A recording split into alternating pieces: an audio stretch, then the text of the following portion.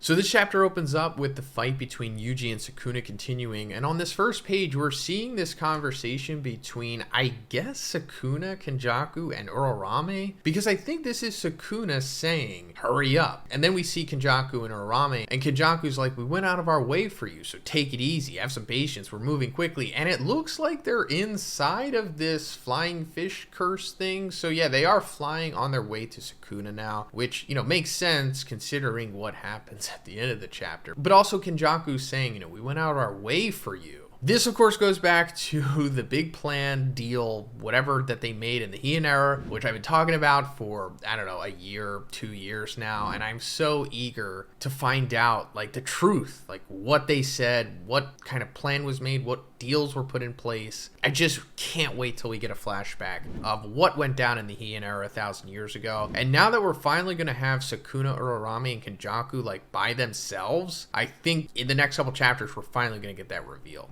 Or at least hopefully. But Yuji keeps going at Sukuna, and it's not really doing much to him. I mean, it's not doing nothing, but as we've seen, Yuji can only really keep Sukuna at bay. And Sukuna says, you know, my cursed energy output is fluctuating. At its lowest, it's under 10%. So in the previous chapter, we saw that Megumi was taking back control, which is causing his cursed energy to fluctuate, sometimes even under 10%. And this is basically saving Yuji from being killed here, because Sukuna can't produce a cleave or dismantle strong enough to cut Yuji further than like skin deep. But he can't stop Sukuna from moving, which he says, you know, his physical movement seems to be fine. So just his curse energy is being affected here, but that's the most important thing. But then after this, Maki shows up, and we saw that she was already going after Sukuna with Takaba, but he kind of stifled her with Nu's lightning.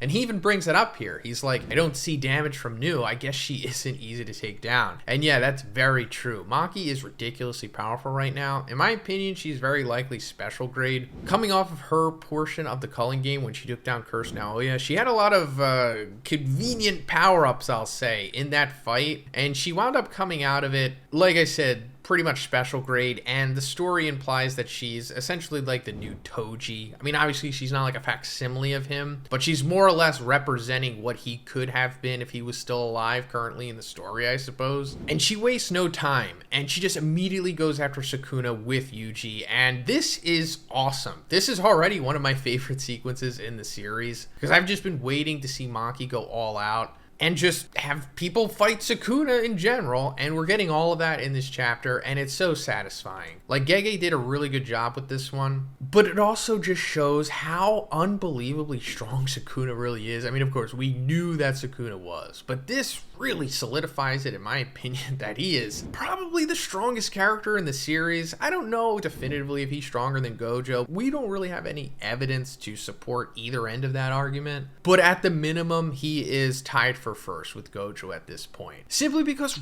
right now, Sukuna has 15 fingers, not even his full power of 20. He's in another body, in Megumi's, which wasn't like his natural habitat. And Megumi is fluctuating his cursed energy and restricting it. So sometimes it dips even below 10%. And of course, he's fighting Maki and Yuji. And Yuji had his own kind of power up coming into this fight too. And all they're really able to do is just hold him at bay, kind of just stop him from progressing, if anything. But that's about it. So imagine if he was just 20 fingers full power in like his real body.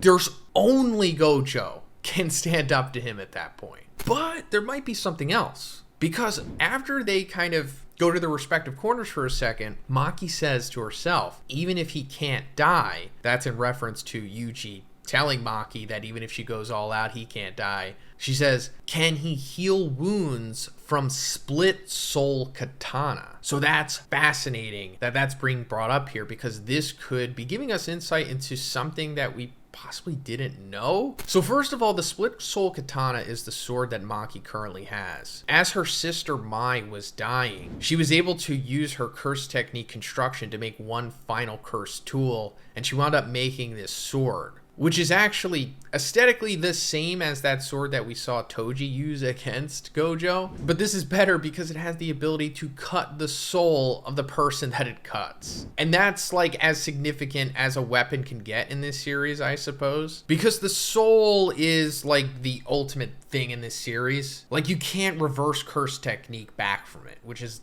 precisely why she's bringing it up here. We saw that Mahito could manipulate the soul, and it was instant death at that point. There was really nothing he could do. He can even manipulate his own soul. And by doing that, he was able to transform it to, I guess, his true form. And that being said, it's possible that Sukuna has been doing the same thing this whole time. Sukuna figured out how to manipulate his own soul, and that's why he has 4 arms and 4 eyes, and he's all cursed and weird and stuff like that. He's not necessarily doing exactly the same thing that Tengen was doing, because that was mainly predicated on Tengen's immortality curse technique, but he is achieving a similar effect of Tengen because he's been manipulating his own soul, and he's becoming more than a human, something like a curse, if not a full-blown curse at that point. Similar to Mahito, who had to, quote-unquote, rip his human face off in order to achieve that form. Could be the same for Sukuna's real backstory here. But I bring all of this up because I think we're eventually going to get to the point of Maki using this sword on Sukuna and cutting his soul. I mean, this is basically Chekhov's gun here, right? And I think when that happens, there's going to be this huge twist where Sukuna isn't getting killed by it, but he's actually able to heal his soul from that slash because it's going to be revealed that he was secretly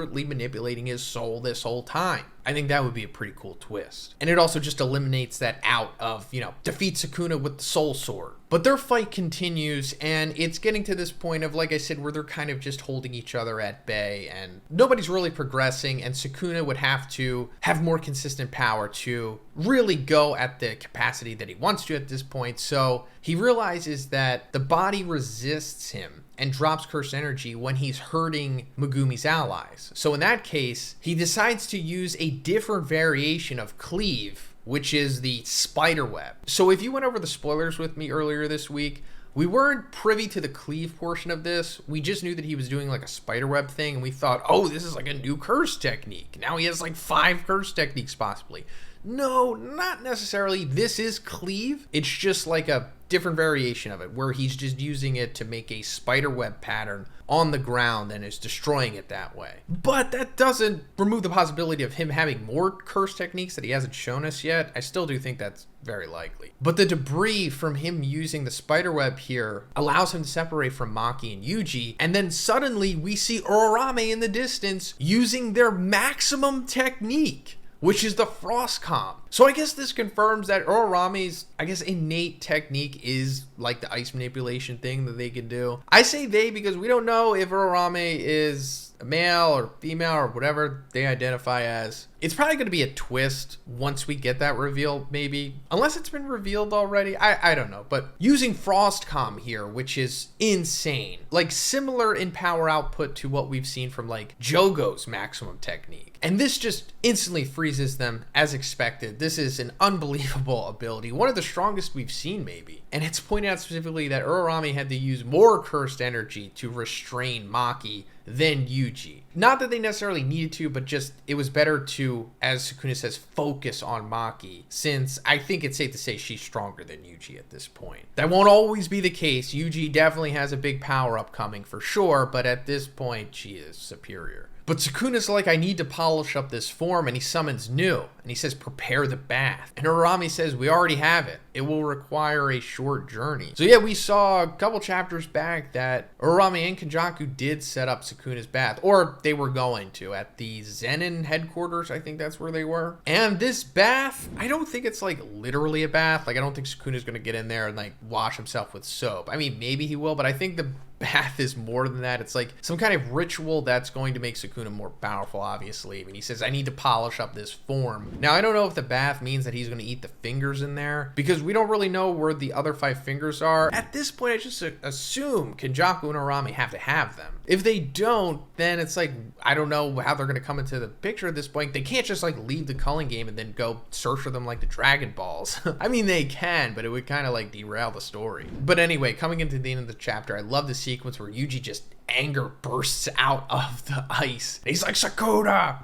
And as they're flying away, Uraume's like, should I kill him? And Sukuna's like, no, look, it's hilarious. You know that Harima statue? Yeah, around the mouth. And they're like roasting Yuji here, of course, saying that he looks like the quote-unquote Harima statue. Now, apparently this isn't like the most accurate translation. This is the Viz one. I don't know, but I guess it does make sense because there is this statue made by an artist by the name of Midori Harima. And I guess it kind of looks like Yuji in this instance, but it's also like contemporary art, which Sukuna and Uraume technically shouldn't know about. And I would have questioned this before if we weren't given the explanation a couple chapters back as to like when a sorcerer from the past reincarnates into a new person, they basically take over their memories and stuff. So they're like instantly brought up to speed on what's going on with society. So Sukuna just knows about the Harima statue, and Yuji's pitiful look as he says here reminds him of that. This is like more of a gege thing than anything. But that's pretty much it for the video today, guys. Let me know what you thought about this one